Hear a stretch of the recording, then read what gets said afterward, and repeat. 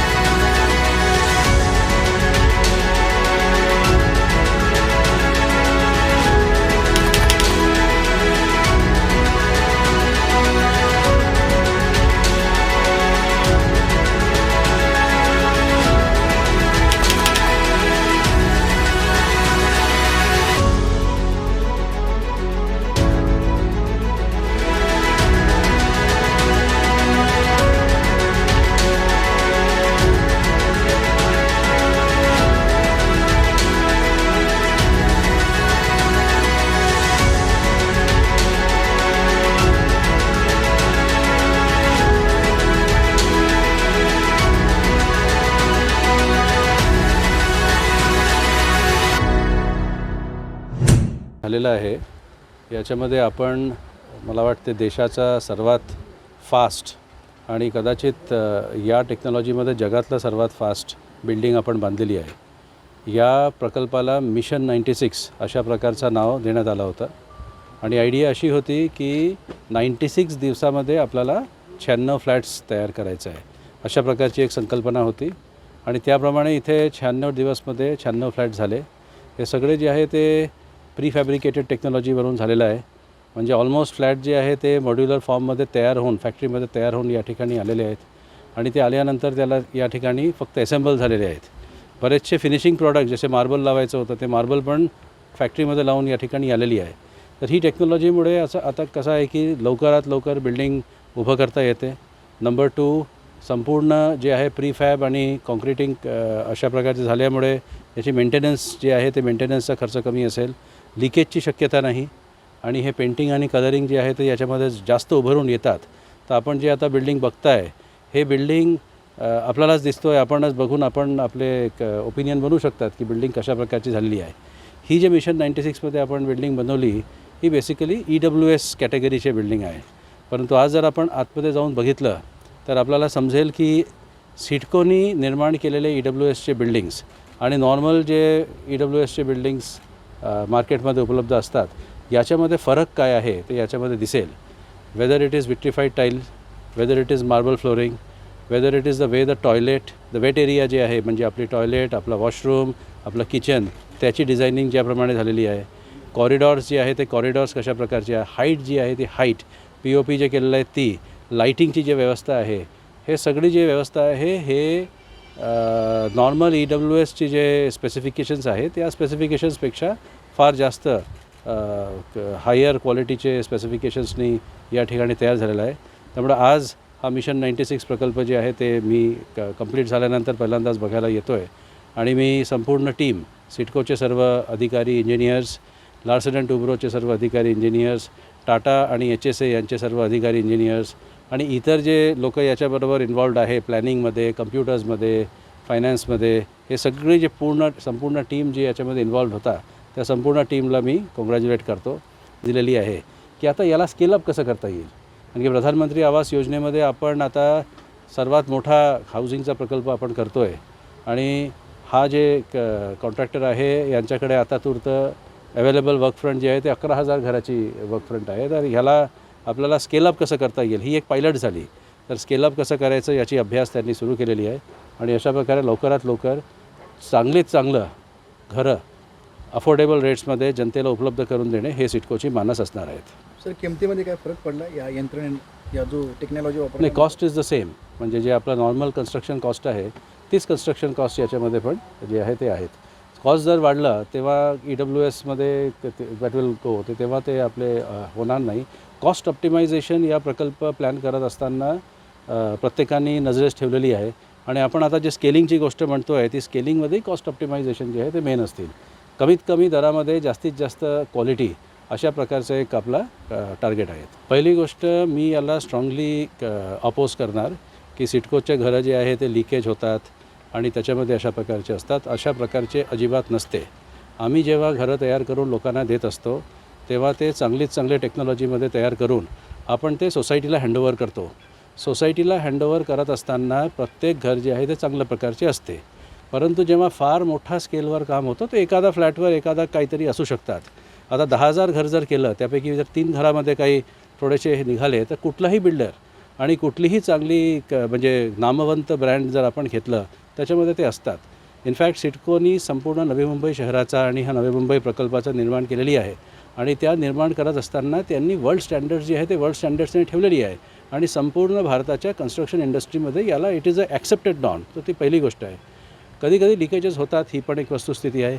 तर ते यासाठी होतात की जेव्हा आपण कुठल्याही बिल्डिंगला जेव्हा घेतात तर ही सगळे जे आहे प्रीफॅब्रिकेटेड कॉन्क्रीटनी बनवलेली गोष्ट आहे त्याच्यामध्ये इंटर्नल वर्किंग करत असताना जर आपण चेंजेस केलं तेव्हा मी माझ्या फ्लॅटवर चेंजेस करणार, खालच्या फ्लॅटमध्ये लिकेज असू शकते. तर आपल्याला मुंबईमध्ये बरेचसे केसेस मिळालेली आहे. बिल्डिंगच पडली का पडली कारण की खालच्या फ्लॅटवाले त्यांनी स्ट्रक्चरल चेंजेस केले आणि जे चेंजेस करत असताना ते पूर्ण लोड बेरिंगचा विषय जे आहे ते लोड बेरिंग गेलं. त्यामुळे ते बिल्डिंग कन्स्ट्रक्शनचा विषय नाही, हे नंतर जेव्हा आपण वापर करतो त्यावेळेस आपण जे चेंज करतो आहे त्याच्यामध्ये विषय आहे. असं जरी असलं तरी आता क्वालिटी वाढवायची जी आहे ते सिडकोचा it is a unending process. Continuous quality improvement अशा प्रकारची एक प्रोसेस असते आणि हा जे प्रकल्प आहे ह्या प्रकल्पामध्ये आपण जी आता टेक्नॉलॉजी वापरलेली आहे this is amongst the finest technologies in the world. तर आमचे कुठलाही प्रोजेक्ट जे असतो त्याच्यामध्ये आपण वॉटरप्रूफिंगचं 10 वर्षाचा गॅरंटी घेत असतो आणि आपण 2 वर्षाचा जे आहे इतर मेंटेनन्सचा आपण गॅरंटी घेत असतो. याच्यामध्ये तीच गॅरंटी असणार. पण टेक्नॉलॉजी जी आहे तर टेक्नॉलॉजी अशा आहे की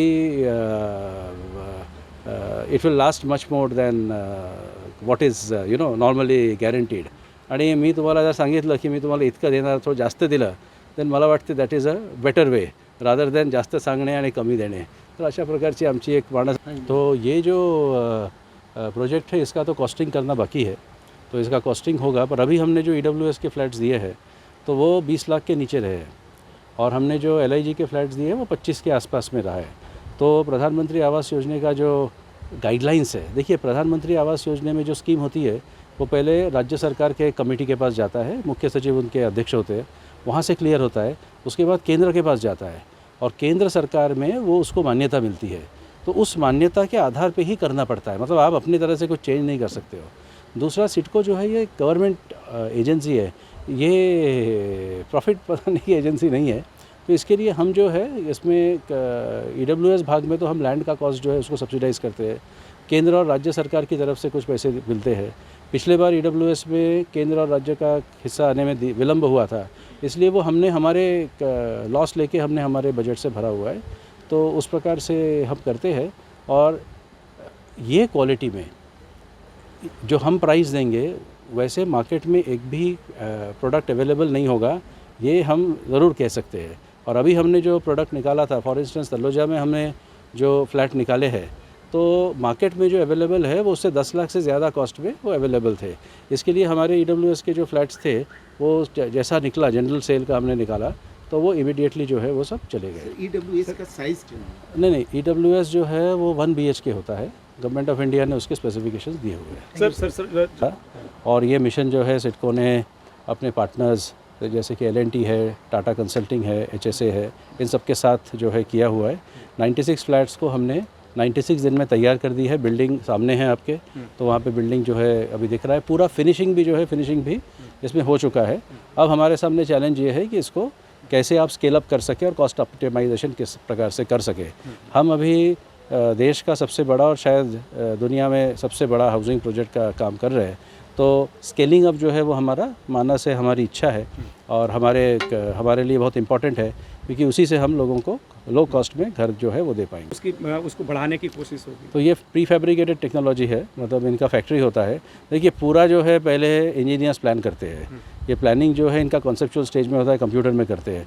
मैं एक चीज़ बताना भूल गया, ये पूरा चीज़ जो है ये IT बेस्ड मॉनिटरिंग में पूरा चीज़ जो है वो हुआ है। तो ये प्लान करते हैं, प्लान करने के बाद एक बहुत क्या कहते हैं उसको, कोऑर्डिनेशन जो है वो बहुत इंपॉर्टेंट होता है। तो amongst the people in the prefab unit जहाँ पे काम चल रहा है, यहाँ पर जो आया तो यहाँ के लोग जो इसको प्लेस कर रहे हैं, फिनिशिंग के जो लोग होते हैं, उसी प्रकार से हमारे engineer, contractor K engineer, consultant K engineer, in सबका बड़ा डिटेल्ड कोऑर्डिनेशन होता है। इलेक्ट्रिकल के लोग अलग होते हैं, मैकेनिकल के लोग अलग होते हैं, सिविल के लोग अलग होते हैं। तो इस प्रकार का एक बड़ा डिटेल्ड कोऑर्डिनेशन होता है। पर अभी ये एक पायलट प्रोजेक्ट है, ये पायलट प्रोजेक्ट सक्सेस हुआ है और इनफैक्ट 96 डेज़ में इन्होंने ये प्रकल्प जो पूरा कंप्लीट किया है, पूरे फिनिशिंग के साथ कंप्लीट किया है। मोस्ट इंपॉर्टेंट इसकी पूरे फिनिशिंग के साथ कंप्लीट किया हुआ है।